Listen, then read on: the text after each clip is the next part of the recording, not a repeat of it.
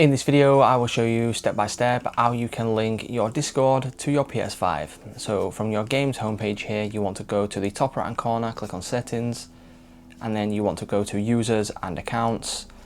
And then from here, if you go to the left hand side bar, you can then scroll down and go to linked services. Now there's different ones here, so you've got Discord, Spotify, Twitch, YouTube, etc.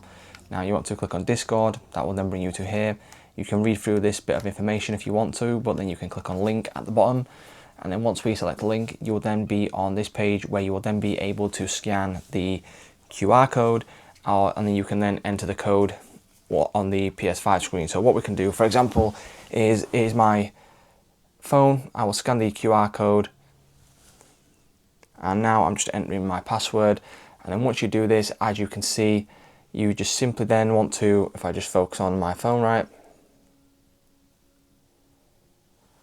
So once you've obviously scanned the QR code, what you will then be able to do is click on authorize, and then once we select authorize on this, it will then connect this directly to your PS5. So it's just that simple, guys. That's how you can connect your Discord to your PS5.